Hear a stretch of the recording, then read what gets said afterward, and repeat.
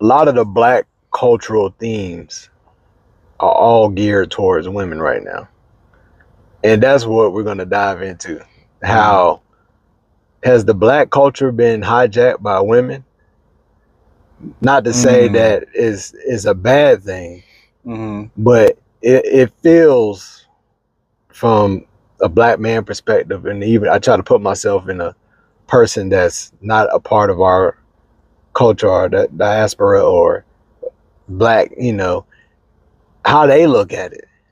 Is it overly like saturated by women? You are now listening to the thoughts and sounds of IC the God King. This is the IC Experience. Oh, let me turn that damn music down. We don't want to get flagged.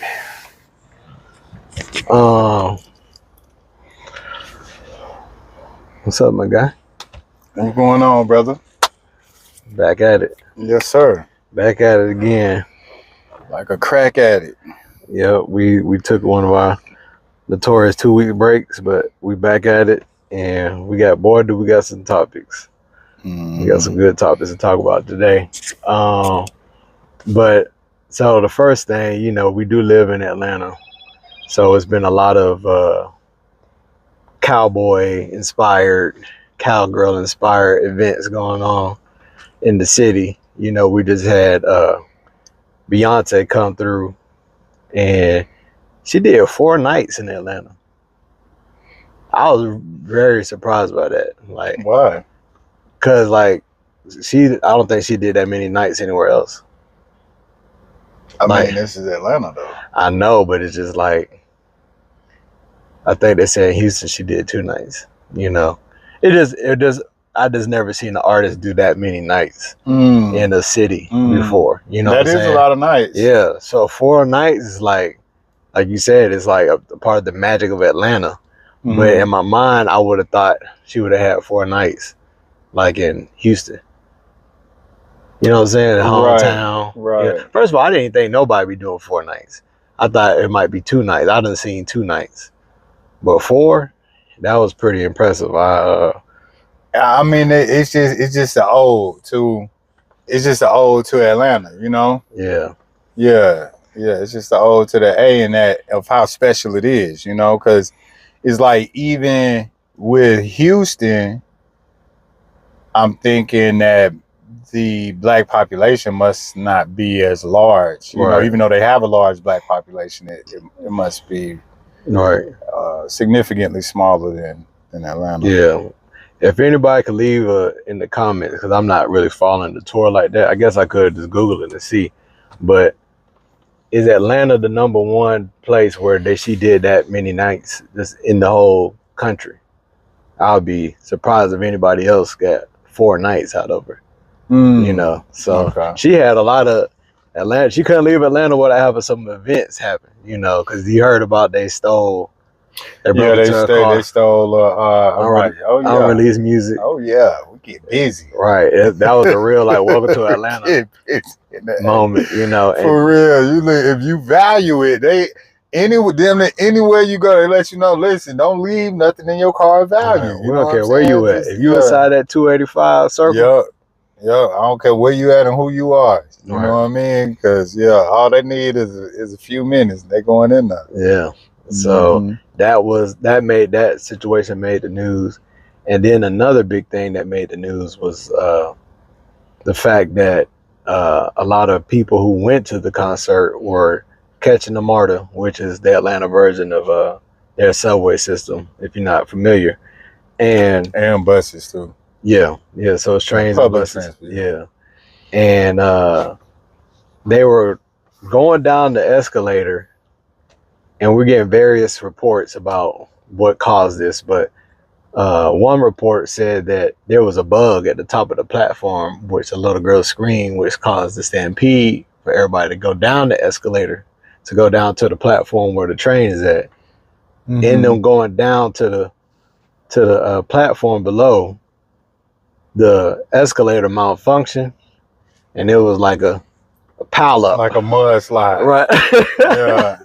Yeah.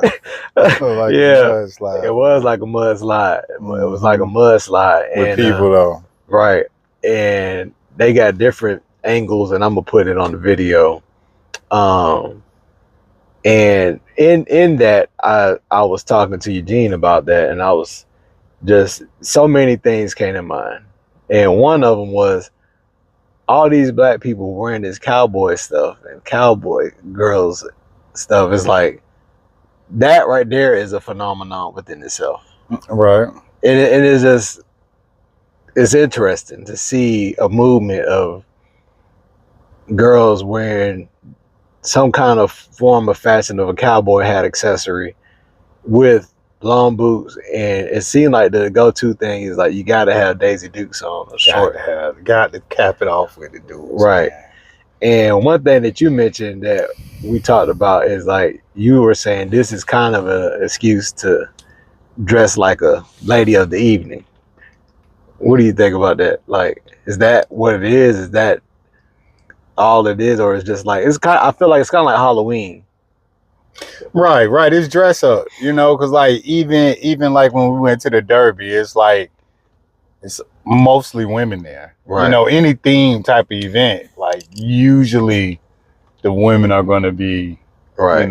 Full fledged. Yeah, full fledged, all about it. You know, but yeah, I mean, some women do use that, like Halloween, for example.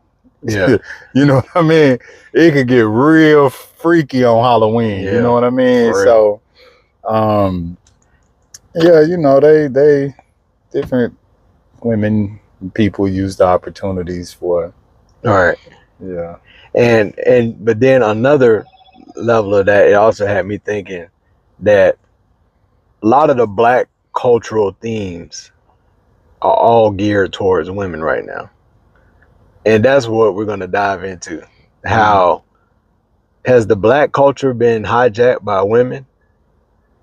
Not to say that is a bad thing, but it feels from a black man perspective, and even I try to put myself in a person that's not a part of our culture or the diaspora or black, how they look at it. Is it overly like saturated by women? And what I mean by that is think about the big movements and nationwide movements that happen in the United States. We got Essence Festival. I've never been, but from the stuff I've seen, it seems heavily like a woman's event because it's a woman's magazine too. Right. Then you got various other smaller events around the country, concerts like the Beyonce. Right. I would think that would be a heavily woman / LGBT community event. Not too many straight men would be in attendance unless they were accompanied by their girlfriend or something like that, or wife or they spouse. Were made to go and against their will. Happy spouse, Forced happy house, type situation. And and they spend a lot of time. So they also like Tyler Perry production. I respect Tyler Perry a lot of the things he does. But there's also I know I'm not a part of the demographic that he's targeting. I saw the movie Straw. You probably are, but you just like age wise and where you from and your ethnicity. Right. No, I feel like his stuff is really like women first. Right, but what would be next? What you mean? What would be next? It's women first, but then who would be next on that totem pole of like who their target market is? It would have to be black men, right? I don't think that I feel like if you get the black woman, you're gonna get the black men. Right, you're gonna get some black men just because you got just like the Beyonce concert. Right, so you're not getting single black men. Right. You're getting Right, okay, you're getting a +1. Right, exactly. Okay. And even the music, like right now, the it's a lot of, when I think about new music that's coming out, it's The really women women. are definitely dominating the hip hop. Right. Yeah, and see, I think what it is, I see, is not so much that they hijacked it, right? It's not, because saying they hijacked it make it sound like it was a intentional, coordinated effort for this to happen. I think what's going on is that women are the biggest consumers. You know, something that boggles my mind with women is beauty products. You know, any woman that I know from in my family, or I'm in a relationship with, or I've been in a relationship with, most of the time it is multiple beauty products being bought at all times. You know, skincare, hair care, they're just constantly trying. And to me, it makes more sense. Like, if you find something that works, just stick with that. Right. But it seems to be like they don't, like, they're just like, yeah, I just want to keep trying new stuff. Yeah, from my experience, you know, they like to change their mind from time to time. You know what I'm saying? So that's the nicest way I can say that. That's a nice way to say it. You know, they might have a season of like, this is what I'm messing with. You know, and I ain't gonna say this women, because I do that too with like cologne, but my season might last 2-3 years.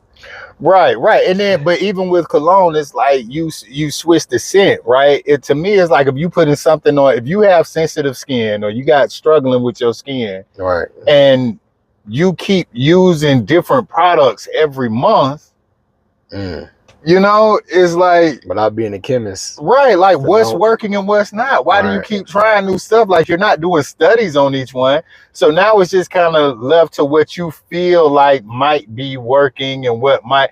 And so basically what's going to keep happening is you're going to keep buying new and different products. You're going to go through trial and error with your skin looking not as full as potential, you know, as that, you know. We start talking about makeup and stuff, that would be a whole nother, you know, episode. It's, you know, it is crazy, but not to get too off track, right? So they like to buy stuff. They like to go places. They like to do things. And I think that's why, you know what I mean? Why I use the word hijack, because I don't think that it's an intentional thing that women are doing. I think that the powers that be are catering to the women. The money. Right. You know, and so I was telling you, the last national men event that I could recall was the Million Man March. You are now listening to the thoughts and sounds of IC the God King. This is the IC Experience.